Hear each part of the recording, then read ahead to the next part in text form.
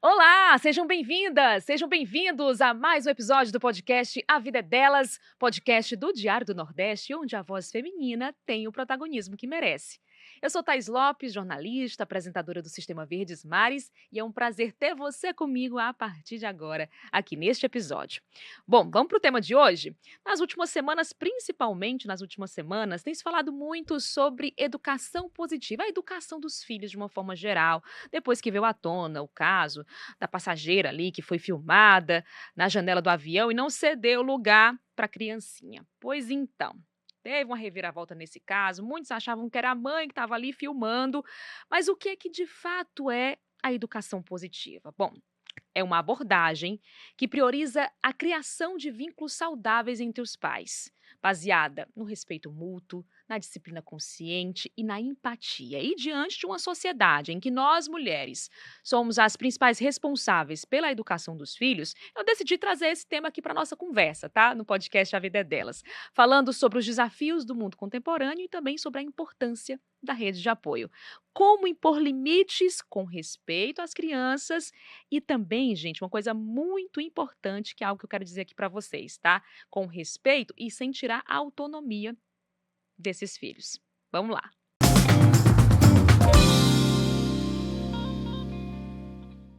Então, já vou apresentar as minhas convidadas de hoje do podcast A Vida é Delas. Aqui ao meu lado eu tenho Bruna Stephanie, que é consultora de imagem, que é influencer também. Bruna, que coisa maravilhosa ter você com a gente hoje. Obrigada pelo convite. Que ótimo. Temos também aqui Renata Pires, que é psicopedagoga. Obrigada, Renata, por estar aqui com a gente. Prazer grande. Ai, que maravilha. E também Roberta Martins, fotógrafa, e trazendo também toda a sua experiência como mãe aqui no A Vida é Delas. Obrigada pelo convite. E eu que agradeço. Olha, meninas, eu tô muito feliz com a presença de vocês, é um prazer enorme recebê-las aqui no podcast. E a gente decidiu falar sobre educação positiva depois que veio à tona, principalmente, esse caso, né, da moça da janela do avião. Quem não escutou, né, sobre essa história, repercutiu bastante. Houve uma grande reviravolta, uma confusão, porque a repercussão maior, porque muitas pessoas criticaram a suposta mãe que justamente filmou ali, expôs a moça, a passageira do avião, por não ter cedido ali o assento na janela para uma criança. Então, repercutiu bastante por conta disso. Muitas pessoas ali, por que essa mãe não fez isso e tudo mais. Eu queria falar sobre educação positiva com vocês, entendendo primeiro com a Renata o que é essa educação positiva, quais são os pilares dessa educação, para a gente contextualizar e o nosso telespectador entender um pouquinho mais sobre esse assunto. Bom, talvez seja importante até a gente começar dizendo que não é educação positiva, né? Porque eu acho que quando a gente fala de educação positiva, a gente imagina talvez justamente uma dificuldade de se colocar limites, uma educação permissiva, né? Então, a educação positiva não é uma educação permissiva, é uma educação pautada no desenvolvimento socioemocional, pautada nos pontos positivos, né, focada em desenvolver alguém mais preparado para as relações interpessoais, mais seguro de si mesmo, né, que tenha mais voz, que seja mais proativo e que estabeleça com esse educador uma relação de comunicação verdadeira, né? Muitas vezes a educação age talvez numa ilusão de que aquilo que o educador deseja é passado e o que está sendo educado recebe, né? Mas a forma como você comunica essa informação, a forma como você conquista a atenção desse educando faz toda a diferença, né? Como você passa essa mensagem. Então, não é só sobre educar com mais doçura, mas também sobre uma educação mais eficaz, que faça mais sentido. Até para o né? desenvolvimento dessa criança, que no futuro vai ser um adulto, né? Que vai ser um adolescente, depois um adulto vai ser um ser humano, né? É pensando no desenvolvimento dele. De que forma a educação positiva, ela se conecta de alguma forma com esse caso da moça da janela, do avião, Renata? Talvez, né? Por isso que eu optei por começar falando do que não é, né? Porque eu acho que, num primeiro momento, as pessoas pensaram: essa mãe estava ali fazendo uma educação positiva, querendo que o desejo do filho fosse atendido a qualquer custo. Isso não seria educação positiva, né? Isso seria uma má educação, né? E aí, depois, né, pensando, quando o caso vira, né, assim, quando as pessoas começam a opinar de uma forma intensa, né, sobre que é que deve fazer, o que é que não deve fazer, aí começa a se colocar, poxa, mas a mãe não foi uma má mãe, ela deu limite sim, né? Ela não estava, entre aspas, fazendo a educação positiva. Não, pode ser uma educação positiva, mesmo quando eu digo não, ou talvez principalmente quando eu digo não para o meu filho, para a minha filha, né? Uhum. Então, isso é importante a gente esclarecer, né? Que nesse momento aí, dizendo não, eu posso estar fazendo essa educação positiva. Junto né? ao filho, né? Isso. A gente fala assim, educação positiva. Quando a gente escuta, é uma coisa assim, na teoria tão linda, né? Nossa, é o sonho de toda mãe que isso aconteça, de fato. É um desafio muito grande para mim conduzir esse podcast, queria falar para vocês, porque eu não sou mãe ainda.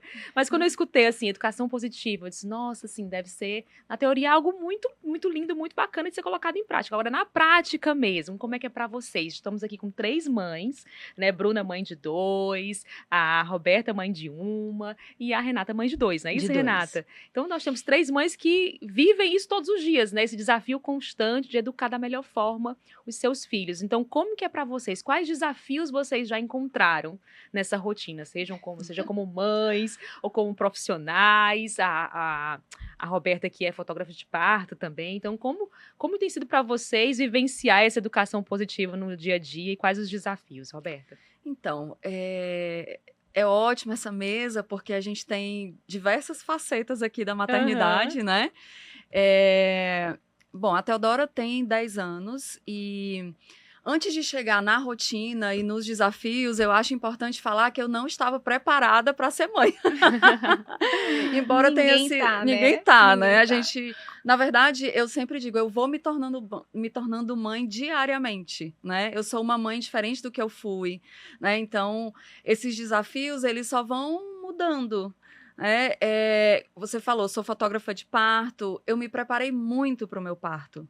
Na verdade, eu não estudei sobre educação positiva, criação com apego, e tudo isso caiu no meu colo depois que a Teodora nasceu. Eu estava falando com a Renata aqui nos bastidores, né? Eu falei, gente, eu me preparei tanto para o meu parto que quando a Teodora nasceu, de um parto domiciliar não planejado, então já aí eu já vi que eu não tinha controle de nada. Né? Ela já veio mostrando a que veio. E quando ela nasceu, de repente eu falei, gente, eu tive um parto incrível, do jeito que eu imaginei, porque eu queria um parto domiciliar, mas eu tinha medo, né? E quando ela nasce e eu olho para aquele bebê, eu falo, e agora? Né? O que eu faço? E aí todas essas doutrinas e disciplinas e teorias caíram no meu colo. E você está vivenciando um puerpério, que não é fácil, né? Eu digo que o meu puerpério foi muito, muito difícil. Embora eu tenha tido o parto que eu queria, o meu puerpério foi um terror. Eu dizia, os hormônios, a gente tem uma baixa de hormônio muito forte, né? E, de repente, você está ali dedicada completamente a um bebê que precisa de você para absolutamente tudo. A rede de apoio é importantíssima, inclusive a rede de apoio para a mãe, né? Quando o bebê nasce, todo mundo olha para o bebê. E a mãe, né? Quem é que cuida de quem cuida? Né? E eu estou trazendo aqui diversas questões, porque esse assunto eu amo falar sobre maternidade. Deu pra perceber já. Mas aí, de repente, quando eu olho para a Teodora, eu digo, e agora? Aí comecei a pesquisar algumas coisas. E, gente, o bebê tá ali e, teoricamente, você começa a educar o bebê não no puerpério, né? Bebê é um bebê, que só vai comer, né? Dormir, chorar muito, chorar de novo, comer e chorar de novo. E aí, depois, você vai pensando, como é que eu vou educar essa criança, né? Como é que vai ser isso? E aí comecei a ler sobre educação positiva, sobre criação com apego. Na comunidade que eu estava, de doulas, né, e trabalhando com muitas mães, e diversos tipos de mães, diversos tipos de família, eu vou aprendendo muita coisa, inclusive nas rodas que a gente promove, nas rodas que eu venho participando há 10 anos, então você vai ouvindo, vai aprendendo, e vai se questionando e entendendo como é a sua maternidade. Uhum. E aí a Teodora, pensando sobre essas teorias, né, eu entendi que disciplina positiva é gentileza e Com limites, né? Gentileza com limites. E aí, como é que faz esses limites, né? Como é que você é gentil dando escolhas? Não é ser permissivo, né? Porque eu sempre acho o seguinte, que ser permissivo e dizer sim a tudo, isso também não é educação, né? Não é uma boa Não. educação. Que aí a gente entra na educação com violência, com autoritarismo, a gente tem uma outra versão, mas ao mesmo tempo também a gente não pode ser totalmente permissivo. Né? Então, eu vim pesquisando sobre isso, vim entendendo e lá em essa casa linha é babado. muito É uma tênue, linha, né? é isso que eu ia falar, uma Sim. linha muito tênue, né, Bruna? Nossa, assim. demais, porque assim, eu comecei com educação positiva sem querer. Eu falo que a preguiça me ensinou a ter uma educação positiva. Por quê? Eu tinha tanta preguiça de pegar meus filhos à noite no berço que eu colocava eles na cama comigo para dormir. Aí quando eu via, eles ficaram muito apegados e a gente muito apegado a eles. E eu fui percebendo, né, que quanto mais amor, atenção, carinho, né, que é diferente do que as pessoas falam, se dormir na sua cama vai ficar mimado, não vai ser independente, não é? Que dizem Sim. por aí. E aí, quando eu vi que eles estavam dormindo na minha cama, eu tinha mais atenção deles, mais o respeito deles, mais conexão com eles. Aí eu falei, acho que eu tô fazendo esse negócio certo, porque Tá fazendo sentido, tá né? fazendo sentido. Então, lá em casa a gente faz o uso de cama compartilhada. O Beni... eu tenho Até dois. hoje? Até hoje. Quais as idades? Não se sinta. Pois é. culpada. Aqui a gente não vai apontar dedo pra de ninguém. jeito Aqui é nenhum, uma não, grande eu quero, troca. a minha dormiu até 10 anos. Eu tenho certeza que muitas mulheres que meu estão nos 9. escutando estão se identificando com a história de cada Claro, gente, uma. Então claro. aqui, ó, Sim. é bom que a gente já tem a Renata aqui pra dizer, olha, Super. vamos ver assim, vamos ver Ela vai aquilo. puxar a orelha ou não, né? Não, Mas, ó, nada de puxão de orelha. eu tenho o Benjamin, que tem 9 anos, e tem a Amélie, que tem 5. As meninas, eu sinto que elas são um pouco mais independentes. E aí, a Amélie dormiu até 3 anos no berço. Só que, como ela viu que o irmão dela também estava dormindo na minha cama, ela falou, por que eu não posso? Então, hoje em dia, chegam os dois lá, meia-noite, 1h da manhã, na nossa cama, e vê eles juntos. Na Super King. Não, pior que uma Agarradinhos. E dorme lá, os 4, assim, eu levanto com torcicolo, mas, sabe, é uma satisfação, assim, que eu não tenho vontade de tirar eles da minha cama ainda. Quando eles estiverem prontos, eu sei que eles vão sair, sabe? Agora, eu sei disso. Vai, Bruna, Renata, faz uma avaliação. Assim, acho interessante, você falou de uma coisa, né? Que eu fiz essa educação positiva por preguiça, né? Foi. Assim, mas, na verdade, é interessante porque educar é uma tarefa normalmente dirigida para o outro, né? Então, quando você educa, quando você imagina que está educando seu filho, você está pensando no seu filho. E a gente esquece que a gente está educando principalmente quando a gente não está pensando que está educando, né? Então, quando a gente diz o que a gente planeja dizer na nossa cabeça, opa, aqui eu fiz um serviço de educação. Mas quando você faz o que você deseja fazer, aí sim, você está educando com uma potência muito maior, né? Então, eu acho que educação positiva, e talvez até educação mesmo, no sentido mais amplo, tem a ver com empatia, né? Com entender o desejo do outro, com ouvir a necessidade do outro, e tem a ver com autoconhecimento também, com entender o que é o seu limite, o seu medo, né? Recentemente, eu fico sempre passeando muito entre os casos que eu acompanho, né? As histórias que eu ouço das mães, e a minha vivência como mãe, né? Sim. Porque é um paralelo o tempo todo, até porque, como mãe, eu não posso ser psicopedagoga do meu filho, né? Nem da minha filha. Então, é um exercício. E nessa semana, né, aconteceu um caso que me chamou muita atenção. Por exemplo, acompanhando uma garota com dificuldade de aprendizagem, com dificuldade muito passiva no processo de educação formal, muito tímida, muito reservada, com dificuldade de enfrentamento, com pouca energia para resolver situações, problema, desistindo fácil. E aí você vai conversando com essa família, entrando nessa história e voltando aí para esse bebê, né? Quando você fala assim, a gente não educa um bebê, educa. Assim, me chamou a atenção quando essa mãe compartilhou, né? Ela disse assim, não, por exemplo, ela tem uns medos. Ela sempre teve medo de elevador e ela tinha medo de carro. Ela tinha pânico de carro. Essa mãe. Essa mãe colocou que a filha tinha pânico de elevador e de carro, de andar de carro. Como é esse pânico? Não, ela gritava, ela se contorcia e ela não suportava. E a gente respeitou muito ela e durante muito tempo a pediatra ficava no 20º tanto andar e a gente subia com ela de escada até o 20º tanto andar. Até aí a gente vai ouvindo e vai imaginando, opa, tem aqui uma educação positiva, um respeito, ela não forçou a criança. E aí quando eu pergunto, com que idade você percebeu esse medo? E aí ela me responde, com 6 meses. Aí tem uma armadilha, né? Porque nesse momento, assim, essa criança, ela mostrou um desconforto. E se essa mãe, ela tá tão empenhada e tão conectada em poupar aquela criança de qualquer sofrimento, ela priva essa criança de uma possibilidade de fortalecimento e desenvolvimento, né? E aí, na melhor das intenções, fazendo todo o sacrifício para a filha, né, ela cria um grande problema, né? Então, a partir dos 6 meses até 2 anos e meio, essa criança nunca mais entrou no elevador, né? E aí eu digo, como é que você percebeu? Foram quantas vezes? Muitas, eu acho que umas 3.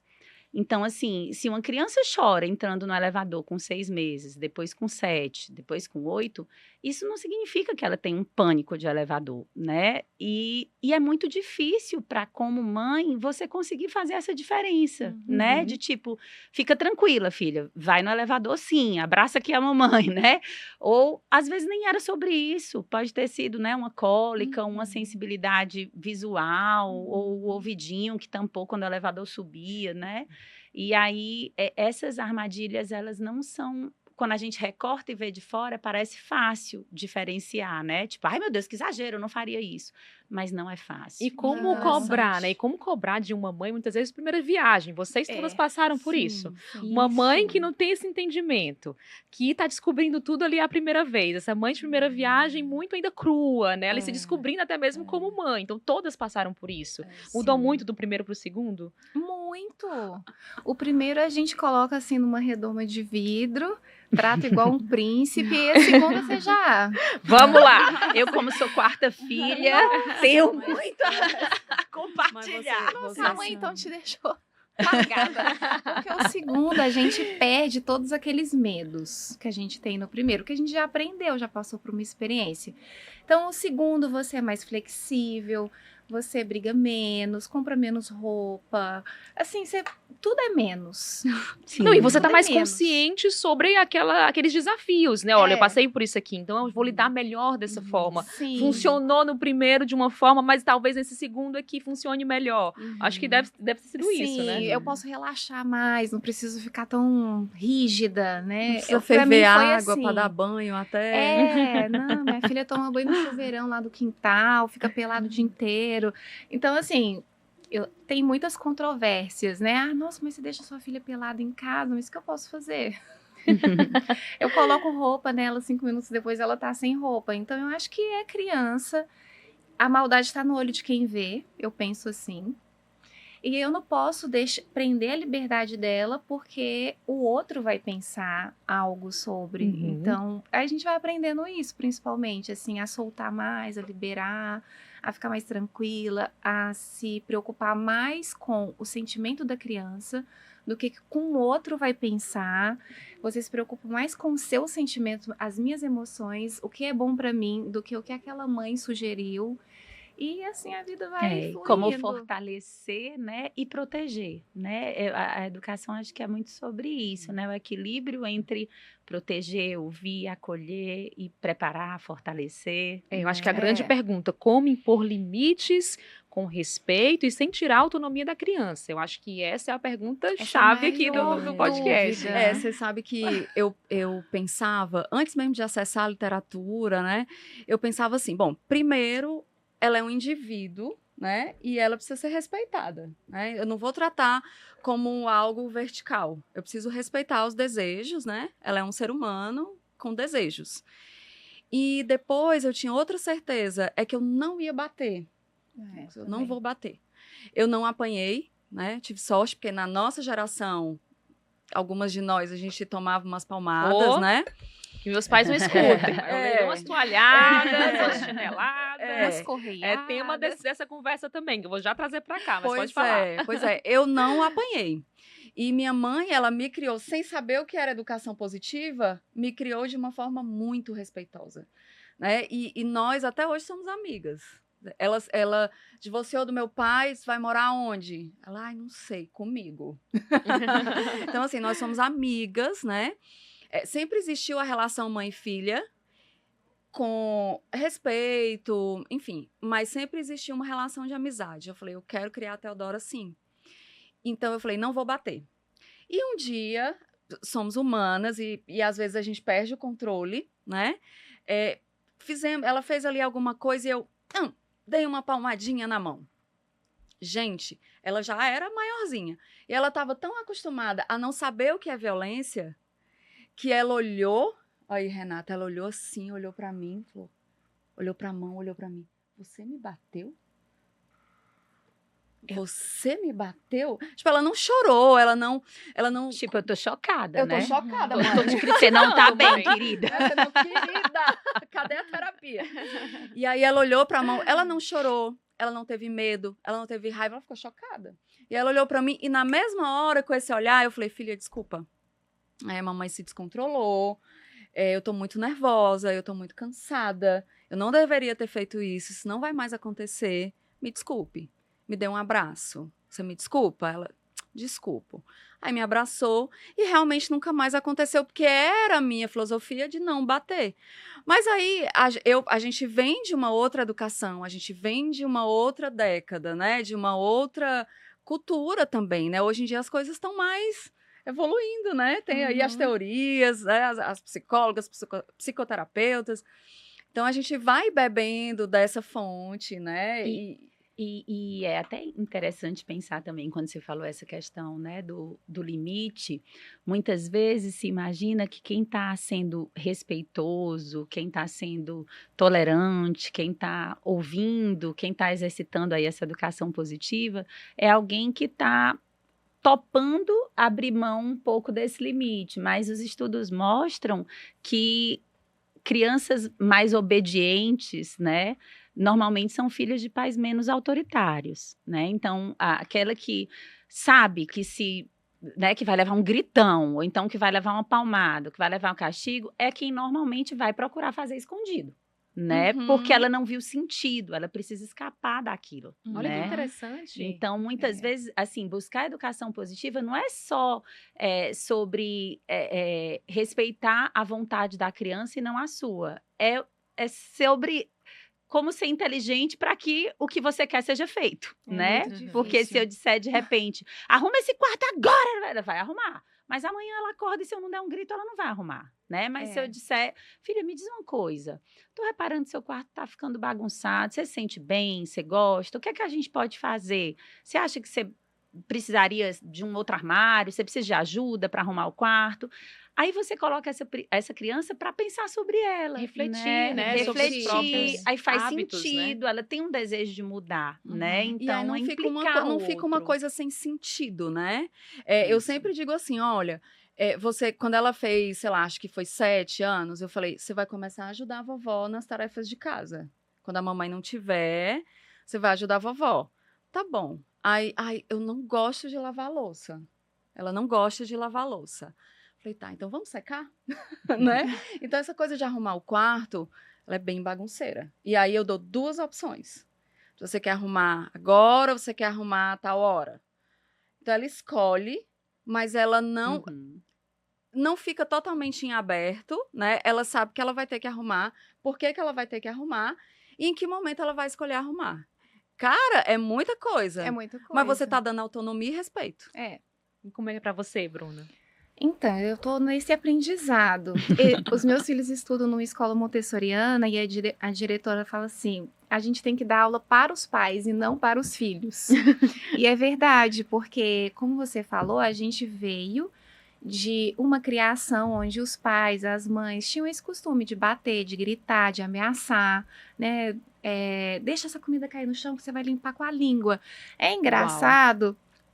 É Pode forte, parecer né, engraçado, gente? mas é uma violência. ameaçar, bater e tudo isso. Só que na nossa época, pelo menos na minha, a gente não faz parte da criação. Faz isso, ninguém. Isso. E depois eu vou até questionar pra Renata o que mudou dessa geração pra essa mais atual. E aí eu acho que a Renata também pode falar sobre a questão das compulsões. Ó, a gente tá jogando tudo pra Renata. Coitada, vai sair correndo aqui no podcast. Já estamos fazendo uma consultoria. Aqui essa consulta, ela tá só anotando ali no Eu fico caderninho aqui me dela. segurando pra não interromper. Mas vai ter que interromper. Vai deixar a Bruna concluir, vai. Então, assim, para sair dessa criação e entrar na positiva, eu acho que é um trabalho de empatia mesmo.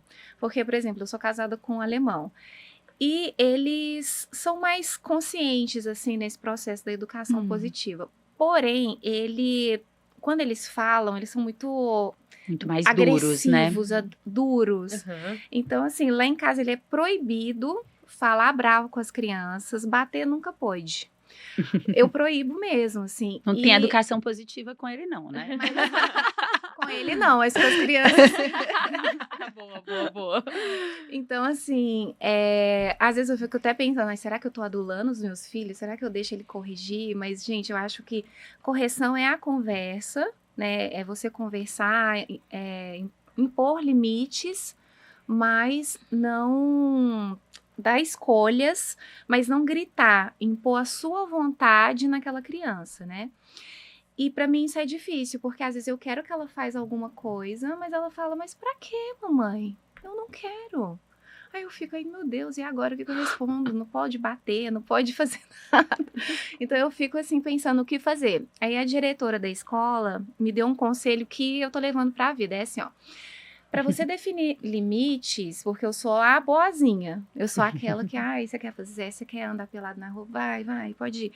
A diretora falou, não, você tem que fazer o seguinte. Não, você vai ter que manter aquele não até ela entender que é não mesmo. Então, é legal comer em cima da mesa? Porque minha filha tinha esse costume de sentar e comer em cima da mesa. Aí eu falei, não, mas eu falo pra ela sair, ela não sai, todo dia ela volta, senta de novo, ela...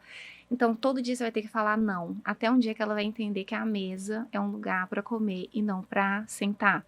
E aí eu fui fazendo isso, eu fui percebendo que estava dando certo. Muito que eu tinha isso. que colocar o não como um não definitivo e manter o não. Mas manter um não para uma mãe é super difícil. Gente, é um gasto de energia, não é? É um gasto de energia. educação positiva. É super Mas, gente, difícil isso pra mãe. é desgastante pra mãe. E eu falo pra mãe, gente, vamos lá, tem muitos pais participativos, né? Ou os homens que estão nos escutando neste momento, tem pais muito participativos. Mas a sociedade coloca sobre nós mulheres essa responsabilidade, principalmente, sermos as responsáveis pela educação dos filhos. Por isso que a gente está trazendo essa discussão entre mulheres. Mas é isso, não tem pra onde correr, né? Cai muito sobre a gente. Então, não é que eu tô falando assim, não tem pai que não ajuda. Tem sim, tem muitos homens que ajudam, mas cai sobre nós essa responsabilidade, essa cobrança de darmos o melhor, né? Sim. E a gente mesmo até se cobra, né? Uma coisa que eu acho importante trazer na fala da Bruna, né? Quando ela fala assim... eu digo, não pode comer na mesa, e ela insiste, eu digo, não pode comer na mesa, insiste. A criança, ela pede esse limite, né? E muitas vezes, o fato da gente dizer e sinalizar o que não pode, não deixa claro para a criança o que não pode, né? Então, por exemplo, tem mães que dizem assim, ela só come em frente à televisão. Eu digo que não é para comer em frente à televisão, eu digo, mas nada acontece, né? Precisa ficar claro para essa criança até onde ela pode ir, porque ela é uma criança e ela precisa de um adulto que direcione, né? Então, assim, ela não gosta de tomar banho. É difícil, mas ao mesmo tempo eu preciso colocar ali. Não, o lugar de comer é aqui, né? Por quê? Aí, deixar esse limite claro não precisa ser com raiva, né? Porque na hora que você diz, você tem que comer na mesa, você não pode comer você está ensinando que quando eu sou contrariada, eu me descontrolo, quando eu sou eu não tenho controle sobre as minhas próprias emoções, eu tô com raiva do mundo, né? E aí você não está ensinando sobre o lugar de comer na mesa, você está ensinando sobre descontrole, né? Então, uma coisa que eu gosto sempre de levar, né, as famílias que eu acompanho a refletir, eu sempre faço a mesma pergunta, assim, o que é que você acha quando você era criança que te faltou e que te sobrou? isso tem um impacto tremendo na educação dos seus filhos, né? Aí você pega, por exemplo, quartas filhas que de repente não ganharam muitos presentes, que herdavam roupa dos irmãos a vida inteira, que compra compulsivamente roupas novas para uma criança que nem precisa, né? Então, muitas vezes a comunicação efetiva é dessa criança que você foi com essa criança que você tem, né? E o fato de você tentar curar a sua ferida através da educação do seu filho pode ser um grande problema para os dois, né? Por isso que eu falo essa questão da importância do autoconhecimento, né? Porque se você não cuidar disso, você vai gerar uma outra geração de um excesso reverso ao que você teve, né? Muito então, interessante, muito interessante. Tem essa coisa assim, a Thaís falou, né? Eu acho tão importante a gente pontuar isso. Falou assim, tem homens que ajudam, né? Eu sempre digo, os homens não têm que ajudar, eles têm que fazer também. Também, sim, O exatamente. filho não é só da mulher. Infelizmente, a gente tem realmente uma cultura em que a mulher é mais cobrada por uma série de questões aí, né? Familiares, enfim. E aos homens é dado uma grande liberdade, né? E não é por aí. Eles também são pais, é o pai, a mãe, ou a mãe e a mãe. A responsabilidade é de todos, né? Ou a mãe e a mãe, ou o pai e o pai. Eu já acompanhei famílias de 2 mães, 2 pais, o pai solo, né? A família nuclear, são várias, né? Mudou muito tudo isso, né? Então, não é ajudar, é fazer também. Em que momento... participar, né? Participar. Em que momento você vai fazer? Eu sempre digo, em mulheres no puerpério, para mulheres no puerpério, que a mulher... E também vem uma coisa nossa, né? Tipo, a gente pega para si e não deixa o homem fazer.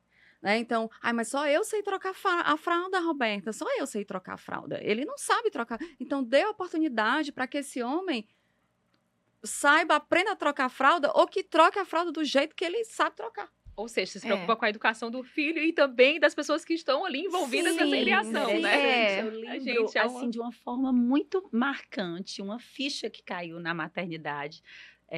O meu primeiro filho tinha meses, né? E eu tinha toda uma sequência do banho, tinha o shampoo que tinha que ser o tal, tinha hidratante, tinha que ser o tal, tinha um lugar, a fralda que tinha que ser de tal jeito, né? E aí, um dia, eu estava resolvendo alguma coisa e meu marido estava lá, super empenhado, aí trouxe o menino com a fralda toda torta e usou um sabonete que não era de bebê e passou o sabonete na cabeça também. E aí eu cheguei... Isso tá tudo trocado, não sei o que, não é sabonete, não é... Aí quando eu tava no meio da fala, eu disse assim, ai meu Deus, eu tô ensinando ele que ele é incapaz de dar banho e trocar o filho. Não vou fazer isso, tá ótimo, né? Tipo assim, ele não vai morrer por causa desse sabonete. Se há risco de vida, intervém. Ele vai conhecer dois modos de banho. Há risco de vida, deixar nu no quintal, há risco de vida. Deixa eles fazerem mesmo do jeito que sabem. Né? Mas assim, por exemplo, eu sou consultora de imagem. E aí o meu marido, você sabe como é que é homem arrumando criança para ir para festa, para ir para escola. Aí pega pesado comigo, porque ele não penteia o cabelo da minha filha, nem do meu filho. Eles vão assim, sai do banho com shampoo e daquele jeito vai para festa.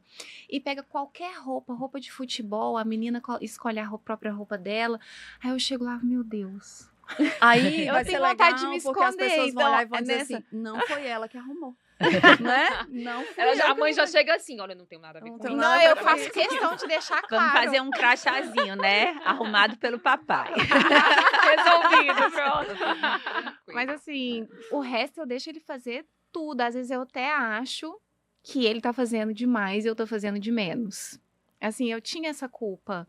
Nossa, mas é ele que levanta à noite pra ver por que tá chorando e tal. Aí depois isso foi saindo, né? Porque nasce uma mãe, nasce uma culpa. Nasce uma mãe, nasce uma culpa. Aí eu viver falei, isso um não, dia. ele tá fazendo a parte dele, né? Vai ter uma época que eu vou fazer mais, ele vai fazer menos, né? Já teve época que eu fiz muito mais, ele fez muito menos.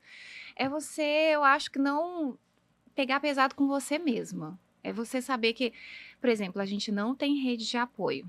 A minha família mora toda em Minas e a família dele toda mora na Alemanha. Então, a gente passou tudo isso, 2 filhos, totalmente sozinhos. Nossa. Então, se estava certo, se estava errado, a gente não sabia, a gente só estava fazendo. E foi Uhum. descobrir depois que eles começaram a estudar numa escola montessoriana. E, para nossa feliz surpresa, a gente descobriu que a gente estava Arrasando. Olha aí, palmas, Mas, então. mas você sabe Mas que é o- difícil. o perigo de criar com autonomia é que você se surpreende com algumas coisas, né? Eu, sei lá, fui passear com a Teodora e aí eu disse, filha, vai ali escolher tal coisa. Ela foi lá, deu bom dia, foi sozinha, voltou sozinha com o negócio na mão. Eu falei, olha, né? E aí a criação com apego, eu acho que ela dá tanta segurança para a criança e tanta autonomia e afeto, né? Que a criança ela se sente segura para ir e para voltar, né? Então, eu vejo a Teodora hoje com 10 anos muito independente, muito sabendo o que ela quer, né? E eu olho e digo, eu criei esta criatura, né? Eu criei um monstro. É isso mesmo, já dizia as mães muito velhas, criei este monstro, Senhor. Criei este A mãe não monstro. sabe se fica feliz ou de meu Deus. Eu fico chocada pela autonomia que ela tem. E assim, eu sou fotógrafa de parto humanizado, eu sou ativista pelo parto humanizado, e parto humanizado não é uma cesárea não é um parto normal parto a todo normal a todo custo. Então, a gente nem vai entrar nessa seara. Mas assim, a Teodora vê a minha rotina, a Teodora assiste os meus filmes. E ela, outro dia, eu aqui no carro dirigindo, ela aqui atrás falou: mamãe, tomei uma decisão. Eu falei, fala, Teodora. Ela falou, quando eu for ser mãe, eu vou ter uma cesárea. Aí eu, mas olha, como assim? Isso com 10 anos. Com 10 anos. Eu falei, filha, eu pensei em ser mãe com 32. Né? Eu tava grávida de você, inclusive, quando eu pensei em ser mãe. Ela falou, mas eu quero ser mãe e eu vou ter uma cesárea. Eu falei, por quê, Teodora? Porque é mais rápido, eu não quero sentir dor. Eu falei, tá bom, filha, escolhas, né? E eu queria até fazer uma pergunta baseado nisso que a Perfeitamente. Roberta falou agora, porque assim, hoje eles cresceram na era da tecnologia, né? Geração alfa. Só que eles já são um pouco diferentes da geração Z, que cresceram quando a tecnologia ainda estava se Sim. expandindo. Agora não, eles já cresceram na época, a tecnologia já está aí, consolidada e tudo mais. Tem muito essa questão da tela. E eu já comprovei isso, que o excesso da tela vai deixar eles sem atenção. Você não vai conseguir mais ter aquela conexão que você tinha com eles quando era Humor pequeno. desregulado, Tudo né? isso eu já percebi. Agora, sim, eu também fico preocupada com outro ponto. Eu nunca fui aquela assim, eu vou deixar eles assistir tela o tempo que eles quiserem. Não, eu sempre fui super rígida com isso. Mas também não quer que sejam estranhos e nunca tenham acesso, Exato. né? Assim. Aí eu fico preocupada. Se eles nunca tiverem acesso, o mundo é todo tecnológico, o que vai acontecer? Mas se eu deixar a tela, o que vai acontecer? Isso vai retardar o desenvolvimento, né? Aí eu fico assim, essa é uma grande dúvida que eu tenho. A resposta do equilíbrio, né, parece a mais simples e sempre a mais difícil de sustentar no dia a dia, né? Uhum. Porque é preciso ter acesso, é preciso saber utilizar, é algo hoje.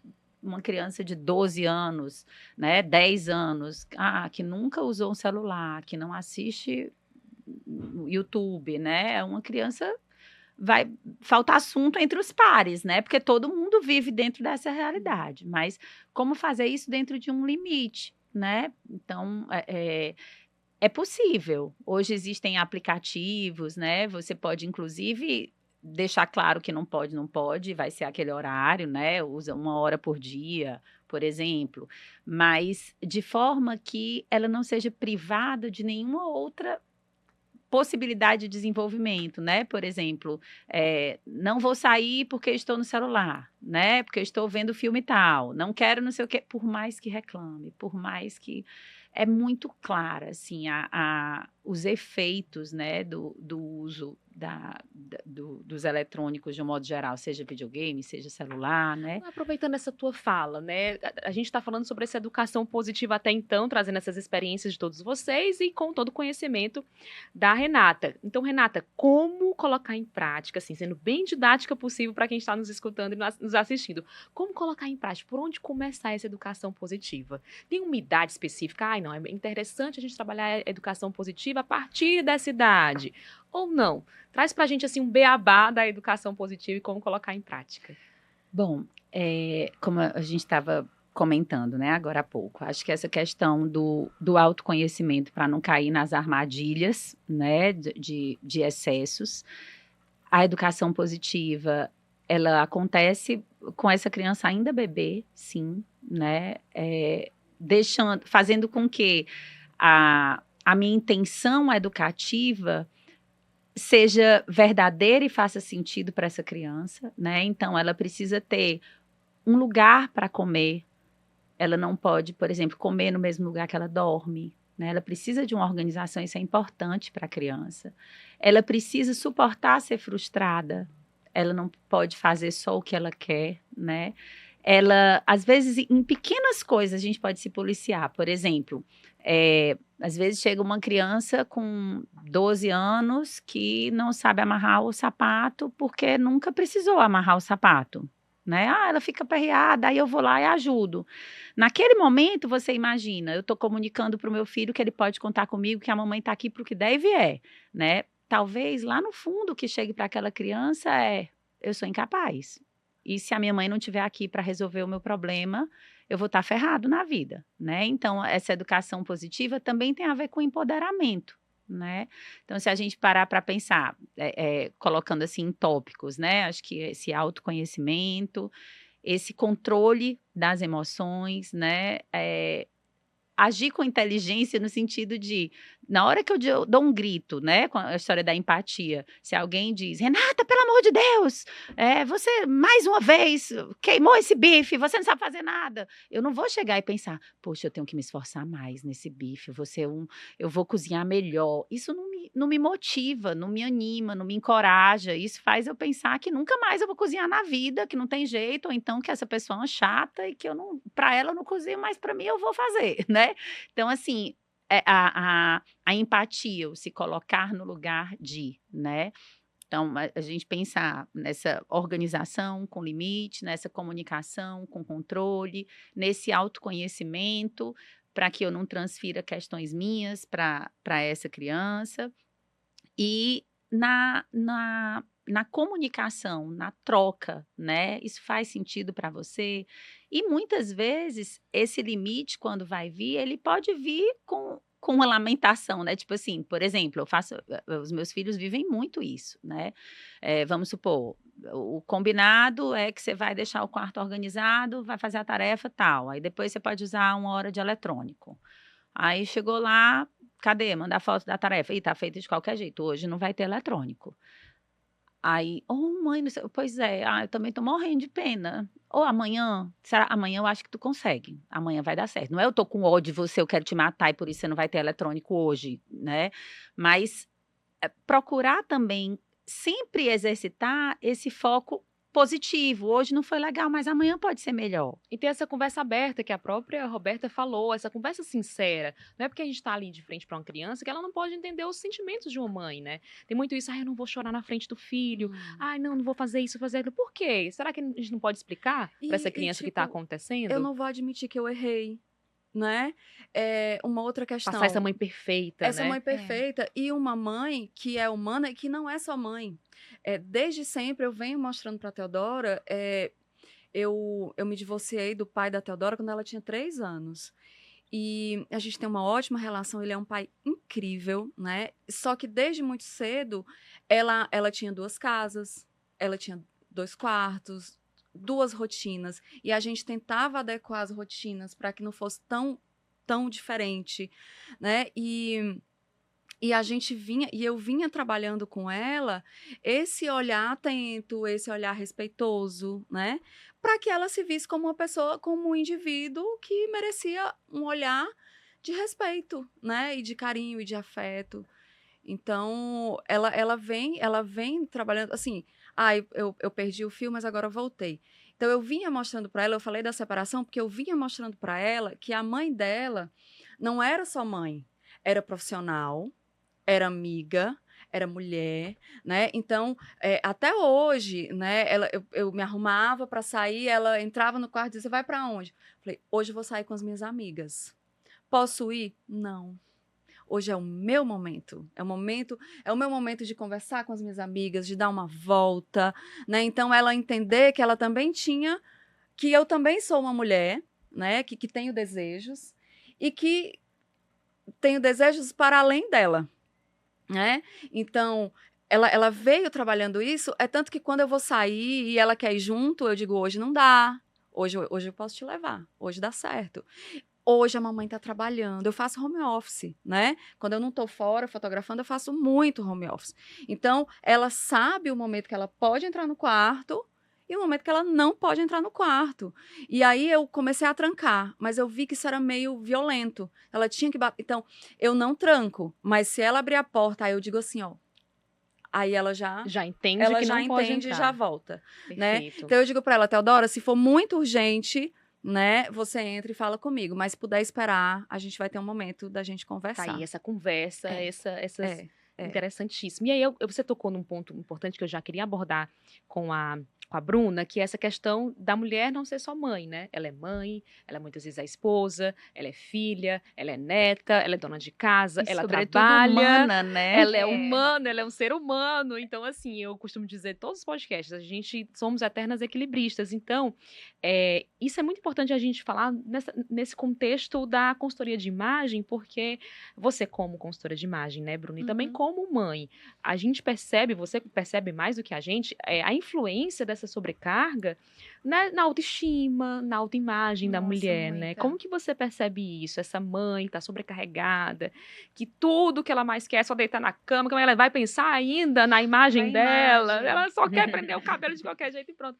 Então, como que você observa isso e também essa sobrecarga influenciando até mesmo no processo criativo, aliás, no processo educativo dos filhos, né? Sim, com certeza, tudo influencia, né? É porque assim, quando a gente é mãe, a gente acaba se perdendo um pouco de quem a gente é.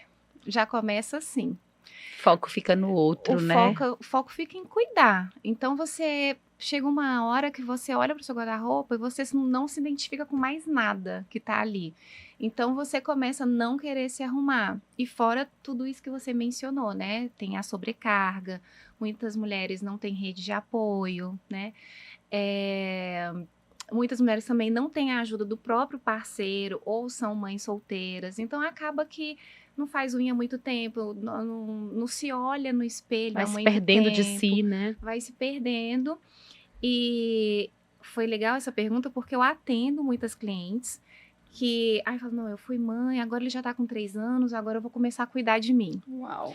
Então, assim, parece que 3 anos é pouco, mas é muita coisa para uma pessoa não se olhar no espelho, não ir fazer compras para ela mesma, não fazer as unhas, né? Então, quando elas passam por esse processo da consultoria de imagem, é como se fosse realmente um resgate da própria identidade. Elas se olham no espelho e falam, nossa, porque eu faço um teste de cores, né? E elas têm que ficar de frente para o espelho.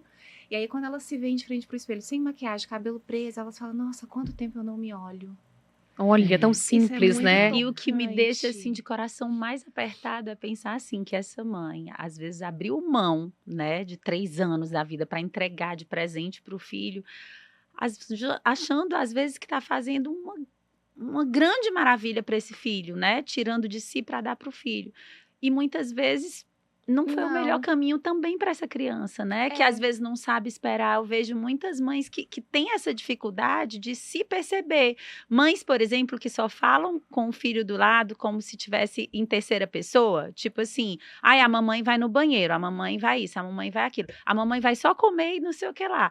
E aí essa criança vai entendendo um mundo que gira em torno dela. Aí quando ela vai para a escola e a professora não está dando satisfação de tudo que ela está fazendo e as coisas não estão acontecendo em função da vontade dela, essa criança se desorganiza muito, porque ela se vê assim num desamparo, né? E entende que a mamãe está ali com a sua capa vermelha para lhe salvar de toda e qualquer coisa, a qualquer momento, que pode Sim. parecer uma sensação muito confortável, mas que no momento que você vê que ela não é sustentável, ela é assustadora. Ou seja, não foi né? bom para os dois lados, nem É, para essa mãe, nem exatamente. para esse e filho, quando né? a mãe também não tá bem, dificilmente ela vai ser uma boa mãe. Então, assim, eu sempre aconselho o quê? Primeiro, se cuide, fique bem. Se você faz uso de terapia, óleos essenciais que eu amo, viu? Ficar legal. O que seja, eu amo me arrumar, ficar bonita, eu acordo assim, daquele jeito, né? Aí eu vou lá no espelho, me arrumo, passo uma maquiagem. Não, agora eu sou gente. Eu percebo que a minha comunicação com a minha filha e com o meu filho fica mais assertiva, eu consigo mais me conectar com eles. Quando eu tô assim, toda desarrumada, de pijama até 3 horas da tarde, parece que eu falo, eles não obedecem. É impressionante. É tão interessante isso que você está falando, porque eu também vejo muito na fala das crianças um discurso de que é como se crescer fosse um péssimo negócio. Os adultos, eles são cansados, eles são mal-humorados, eles são tristes. O mundo não gira mais em torno deles, né?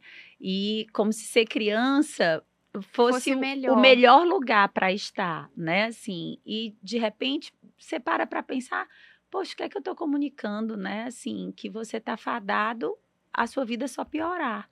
E aí, buscar encontros que façam sentido, porque às vezes eu vejo mães assim que chegam do trabalho exaustas, aí tem que brincar de Barbie, porque tem que sentar com a criança, porque tem que brincar de Barbie, porque senão aquela criança não tem a mãe brincando e as mães do grupo da escola todas brincam e só eu que não vou brincar.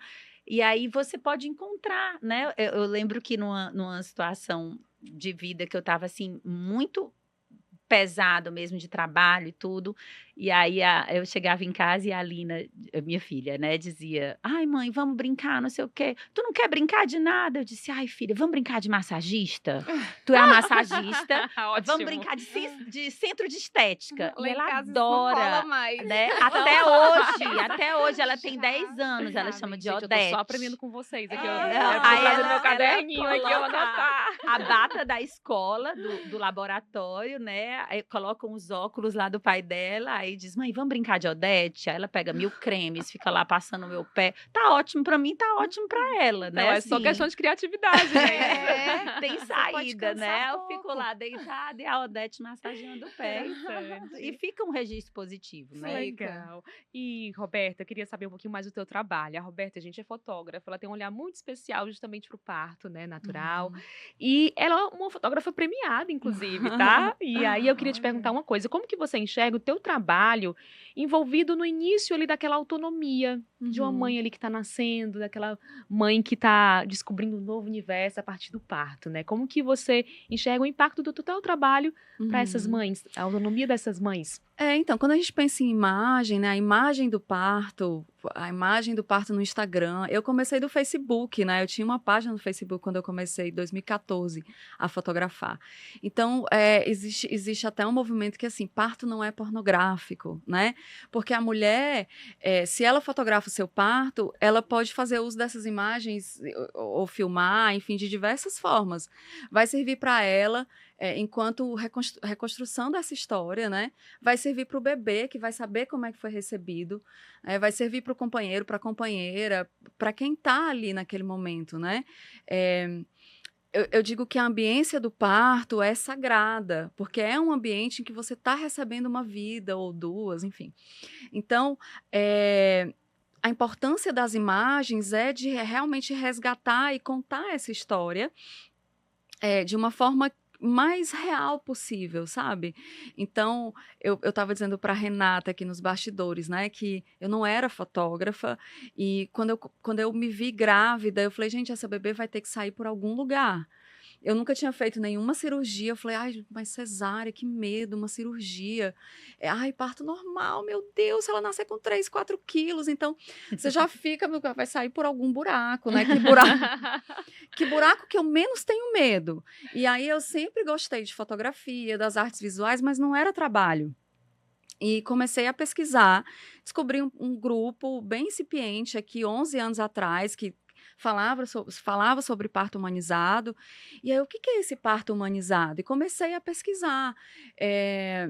E entendi que eu tinha uma opção de ter um parto vaginal, de fugir da cesárea, porque eu tinha medo da cirurgia, de ter um parto vaginal que não fosse violento, né? A gente pode ter cesáreas não violentas, a gente pode ter cesáreas que são experiências positivas, e a gente pode ter partos normais extremamente violentos, né? Então, o parto humanizado é essa conscientização do acesso para a mulher, para que ela seja acolhida em que escolha ela tome, né? Que escolha que ela tomar, né? Na escolha que ela tomar. Então, o importante é que ela seja orientada e que sejam informações reais, verdadeiras, né? Que não sejam informações que só vão atender às necessidades do médico, da equipe, né? Que sejam realmente informações de qualidade, para que ela escolha e que ela seja acolhida nessas escolhas. E aí a imagem, ela tem esse poder de mostrar para a mulher as possibilidades, né? Como é que ela pode parir, como é que ela pode receber o seu bebê. Então, a imagem traz esse resgate. As pessoas dizem, a fotografia de parto é modinha. Na verdade, assim, o acesso à tecnologia, os celulares, hoje em dia todo mundo faz foto, né? Eu faço fotos artísticas, eu faço fotojornalismo, eu estou ali na ambiência do parto, também tenho formação de doula, mas eu digo que a minha grande escola foi o meu parto, né? Foi a minha experiência de parto. Então, eu estou ali quietinha, caladinha, de modo que a mulher não me perceba, sem interferir na cena. Eu adoro conversar, já deu para perceber, né? Mas no parto, ó, caladinha, a estrela é ela, a personagem principal é ela, e o bebê que vai chegar, né? Então, quando a gente pensa nessa imagem, não só para as redes sociais, não só para que seja publicizada, mas imagens que trazem um resgate dessa história. Como é que foi essa experiência? Como foi a minha escolha? Como é que foi minha Se escolha? ter a meu gente filho, pensar, né? né, em termos de essência, tem tudo a ver com o que a gente está falando de educação, né? Assim, para que essa Exatamente. mulher esteja ali de uma forma inteira, né, respeitada, com voz, né, assim, com escolha, com possibilidade de escolha, com diálogo, né, Empoderada do que ela realmente empoderada, com quis. segurança, né, Sim, que é Perfeito. muito sim. isso que a gente está falando, né? Porque a gente pensa assim, que a violência também com essa mulher, e a gente sabe que no Brasil temos muita violência obstétrica, né? No mundo inteiro, e o Brasil é recordista em cesarianas. A mulher começa o pré-natal querendo um parto natural, um parto normal, e acaba indo para uma cesárea porque ela não tem informação de qualidade. Ela não é acolhida nos seus desejos. E aí, quando a gente fala, é ativista do parto humanizado, a gente não é a favor do parto vaginal a todo custo. A gente é a favor do respeito, da informação de qualidade. Que essa pessoa não seja atropelada, que ela não né, no meio do seja processo. atropelada. E, inclusive, o parto vaginal a todo custo é violento também. Uma mulher que entra em trabalho de parto, que está ali no processo, e que no meio do processo, gente, chegou para mim, não quero mais parir esse menino, tirem esse menino de mim. Não quero mais, quero uma cesárea agora, preparo o centro cirúrgico. Que ela seja acolhida também. Também nessa escolha. Sim. Gente, renderia aqui uns 3 podcasts mais, mas eu queria deixar um momento de mensagem mesmo, de que vocês possam deixar uma mensagem dentro da área de cada uma de vocês. De repente, se a Renata quiser acrescentar mais alguma coisa que não ficou ali mais clara em relação à Tô educação marcando positiva. consulta já com a Renata. Oh, Coisa boa. gente, eu também saí aqui interessada. Nossa. A pré-adolescência de Teodora. Exatamente. Então, eu queria Ai, começar ainda com a vou chegar Renata, lá. deixar uma mensagem final pra gente encerrando o nosso podcast de hoje, do jeito que você quiser. Bom, queria agradecer, né? Acho que esse tempo de escuta, né? A atenção, o tempo, né? São as coisas que a gente tem hoje de mais precioso aí nessa vida corrida, né? Pensar sobre educação, pensar sobre maternidade, para mim é sempre pensar sobre si mesmo, né? Reconhecer limites, se conhecer, ser tolerante com o outro, ser tolerante consigo mesmo. A gente vive numa era onde nunca se teve tanta informação disponível, né?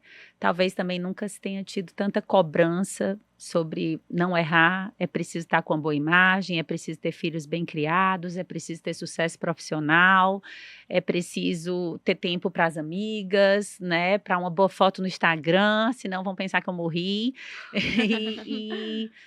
E a gente precisa respirar, né? E acima de tudo, acho que se ouvir e ouvir as nossas crianças, né? Se comunicar, né? Tá junto. Perfeito, perfeito. Obrigada, Muito Renata. bom. Bruna. Eu queria agradecer também esse momento. Foi muito agradável, aprendi demais com vocês. A gente sempre pode aprender mais. E se eu pudesse dar um recado como uma mãe, assim, que aprende na prática, vou frisar o que a Renata falou, de escutar você mesmo, o seu limite, ter essa compaixão com você mesmo e principalmente escutar os seus filhos. E não achar que você tem que ser perfeita, que você tem que estar sempre linda, que seus filhos têm que ter uma educação impecável. Eu acho que você vai fazer ali o seu mundinho, do seu jeito, e se funcionar, então tá ótimo, tá perfeito. É isso que a maternidade me ensinou. Obrigada, Bruna. Agradecer o Roberta. diálogo também, tô muito feliz. Também conversaria por horas com vocês. E o recado é talvez dizer que a gente é a melhor mãe que a gente pode ser, né? A gente é a mãe que os nossos filhos precisam e que a gente esqueça um pouco dessa culpa. Eu me senti muito culpada por muito tempo, justamente por querer ser mulher, por querer ser amiga, por querer ser profissional, e vem tudo isso em cima da gente. Por e a querer gente ser esposa, que a gente esqueceu de falar também, que nesse também. negócio de educação positiva, o casamento... Pra gente não esquecer do casamento também, dos parceiros, das parceiras, né?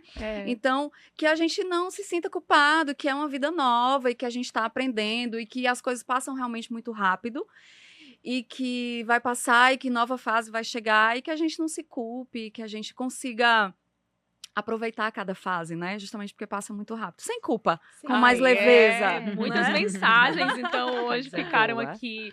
Roberta Martins, Renata Pires, Bruna Stephanie. Gente, muito obrigada pela participação. Vocês deixaram essa discussão muito rica, com muitas trocas. Eu espero que tenha sido agradável para todos vocês. Delícia, Até uma obrigada. próxima, tá? E até a próxima para você também que está nos assistindo, nos escutando aqui no podcast A Vida é Delas. Lembrando que você pode nos acompanhar.